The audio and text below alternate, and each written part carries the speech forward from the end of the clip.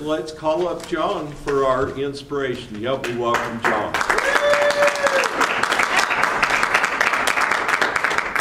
No kissing.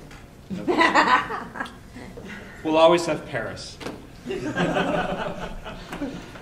Texas. Texas, that's right.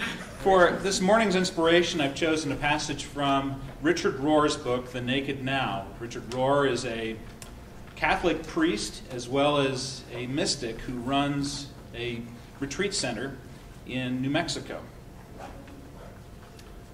I cannot emphasize enough the momentous importance of the Jewish revelation of the name of God. It puts the entire nature of our spirituality in correct context, and, if it had been followed, could have freed us from much idolatry and arrogance. As we now spell and pronounce it, the word is Yahweh. For those speaking Hebrew, it was the sacred tetragrammaton YHVH, Yod, He, Vav, He. It was considered a literally unspeakable word for Jews, and any attempt to know what we were talking about was in vain, as the commandment said. Instead, they used Elohim or Adonai in speaking or writing. From God's side, the divine identity was kept mysterious and unavailable to the mind. When Moses asked for the divinity's name, he got only the phrase that translates something to this effect: I am who am. This is my name forever. This is my title for all generations. The unspeakability has long been recognized, but we now know it goes even deeper.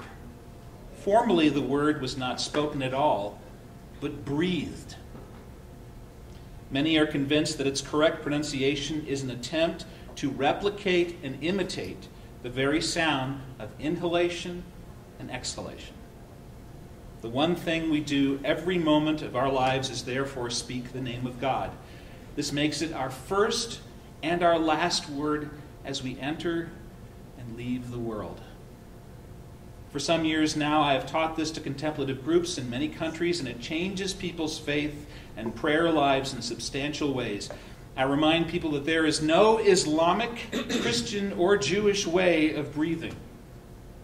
There is no American, African, or Asian way of breathing. There is no rich or poor way of breathing. The playing field is utterly leveled. The air of the earth is one and the same air, and this divine wind blows where it will, which appears to be everywhere. No one and no religion can control this spirit.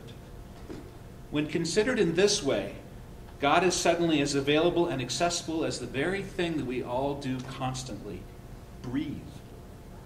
Exactly as some teachers of prayer always said, stay with the breath, attend to the breath. The same breath that was breathed into Adam's nostrils by this Yahweh, the very breath that Jesus handed over with trust on the cross, and then breathed on us as shalom, forgiveness, and the Holy Spirit, all at once. And isn't it wonderful that breath, wind, spirit, and air are precisely nothing, and yet everything? Mr. Toastmaster. Yeah.